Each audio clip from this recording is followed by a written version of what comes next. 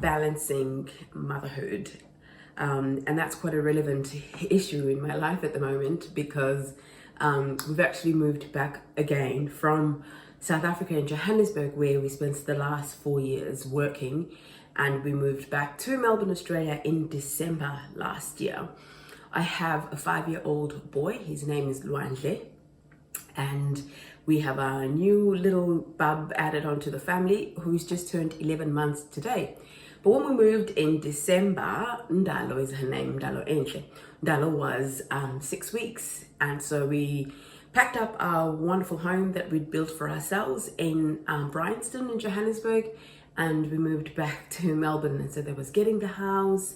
Luandle just turned 5, so he had to start school this year, securing a school for my little boy, and maternity leave, dealing with my own body changes, hormonal changes, moving from a do-it-all working woman to being a stay-at-home mum, and finding a space of being content with that, managing health. And then there was COVID. As I recorded this in Australia, we're still under stage 4 lockdown. And today, my son went back to the physical classroom for the first time since mid-July. He pretty much has spent more time being homeschooled than he has actually physically going to the classroom, which has driven me insane. But the Lord is good, and we're still all right. So Tanda wanted me to then talk to you about balancing motherhood from that perspective. Okay, so balancing. When I think about balancing, I think about walking, at the circus, the tightrope, and then you have that guy who's trying to find that balance. I think about, again, at the circus, the guys who are kind of juggling, whether it's balls or the different things that they throw up in the air. And so I'm going to work off that analogy as I share with you my perspectives on what in reality it's been like for me, what I think has worked, and some of the things that I am going to be considering changing. The first thing I want to say is it's probably more of a personality trait than anything else. So if you are not like me, then this might not work for you. But I am very much a control freak. I'm a control freak, I'm an organized freak, and I'm a logistics and a planning crazy person. So when I feel thrown off, these are my 3 go-to areas, and they apply all the way into motherhood. And so going back to our analogy, the idea for me of throwing up the balls in the air and trying to catch them, that would never work for me. And so what has worked is to actually consider all the different things that I have on my plate. So whether it is breastfeeding, it is my health, it is my son, it is me, because we always forget that you are a whole person and a complete outside of all the other things that you have. So it is me, it is my husband, it is my friendships. I normally try to put that all out on the table so that I can actually physically see. So whether that means you literally are writing down all the demands that life has on you across the board, whether it's on the professional space all the way to your personal life, to you are part of your church and you volunteer and you sing, or you run the ladies group, or whatever it might be. What balancing for me looks like is, first step, putting all of that down into some form so that it's out of my head and I can actually see what life is asking out of me. That's for me, step 1. Step 2, I try to ascertain what season am I in. I'm a Christian and I'm a spirit-filled person, so I'm always leaning into, okay, in this season, God, where are you calling me? What's required of me? What do I feel you are asking of me in this season? And if you pay attention, life will speak to you. Your life will continuously tell you what's going on, and also when that season has come to an end. So you stop forcing things to happen the way you want them. And so in a short space of time, because of the changes in my life, I've had a lot of small seasons rather than elongated seasons, So the first season, of course, was moving, and for a good 3 months there, that was my key focus, and everything else was kind of secondary, because then what I do is, once I've looked at the things that are on the table that I'm needing to manage, I then put them according to priority. It doesn't mean that the thing that's number 2 on the list, or the thing that's the last on the list, is not important. Not at all. What that's speaking to is that right now, it's like if you have a house and the house is burning, and there's a car next to it, and there's that next to it, or there's your kids playing next to the burning house. What's your priority?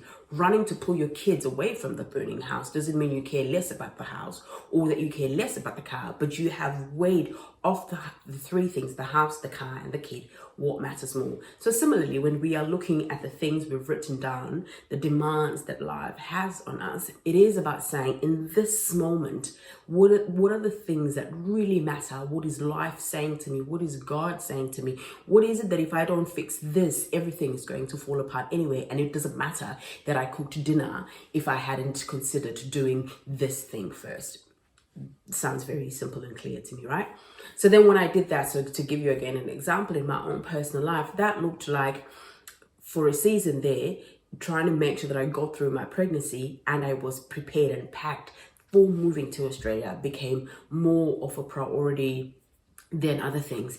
And when we moved to Australia, again, healing, because I had a C-section, healing my body and physically, and looking after my infant at the time became the key priority. And then there were the secondary and the thirdary, the third factors that came into place. And so that's how, for me, I find that balancing life. And so overall, you can also have themes.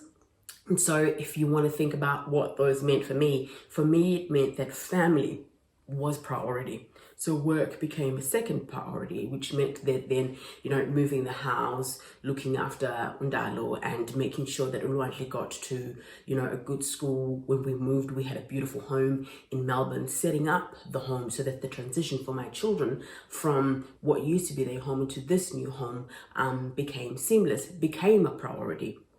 There'll always now be consequences for not prioritizing something else. It just won't be hallelujah, it all works out in a smooth way. But I think that if you can, one, negotiate that with yourself and those that you live with, and then are fully aware of what the cost is going to be, because there'll always be a cost. So the cost to not prioritizing that thing and doing that thing instead, there'll certainly be a cost, but it means that when the consequence happens, it doesn't come as a surprise to you. And where possible, you can potentially plan so that the consequences are not so dire.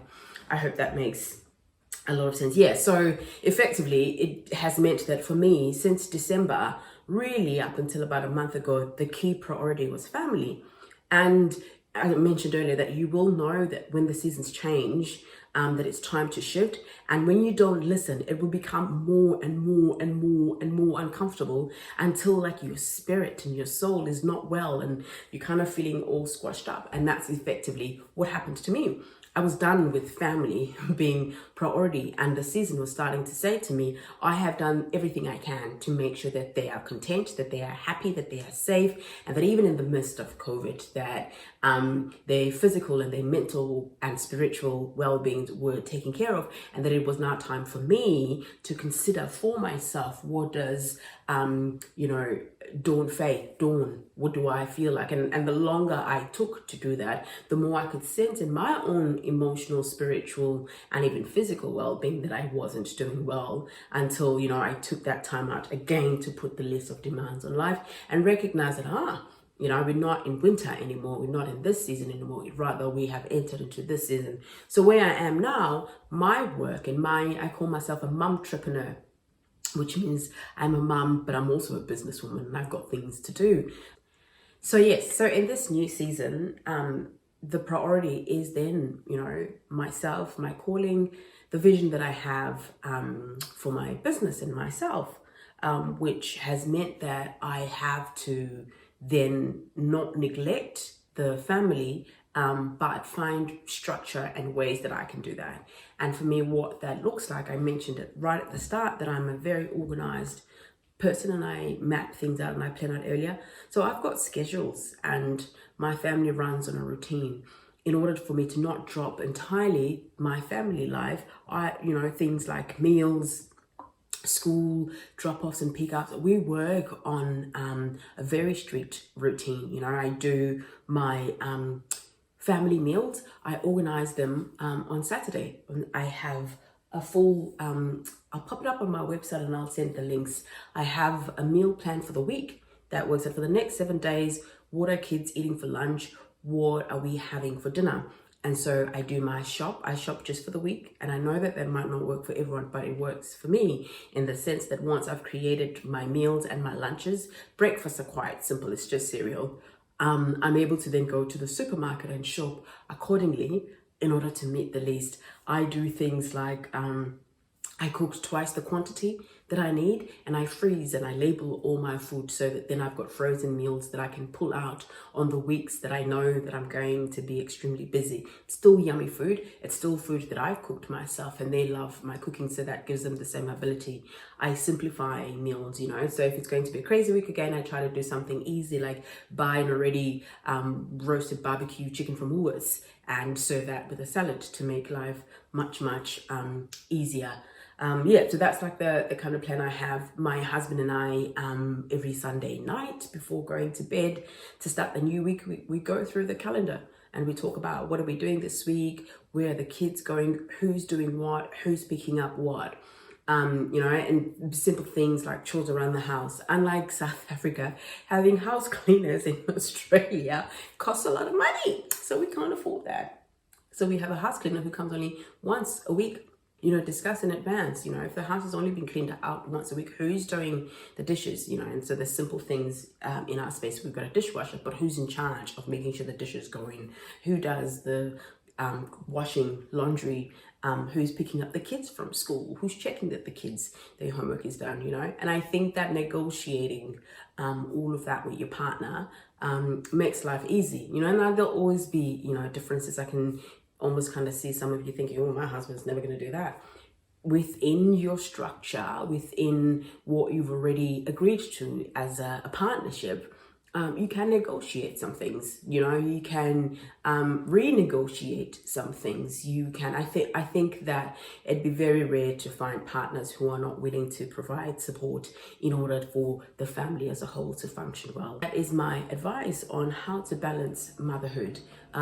It's not a juggling game, but it's a prioritizing game. It's about recognizing what matters in this moment, what matters in this season, and then create a structure and a plan on how you're going to get it done. I'm supposed to be talking for 5 to 10 minutes, and something tells me I've gone way longer than 5 to 10 minutes. But stay in touch. Follow my ramblings on Instagram. I'll put the information for you, and Facebook, and I will be putting up practical tools that will support mums in terms of managing their homes. Just things that I have found quite helpful, and I know they weren't necessarily taught to me. I've just come across them in my motherhood journey. In the meantime, I hope you have yourself a wonderful day. Stay blessed. Bye-bye.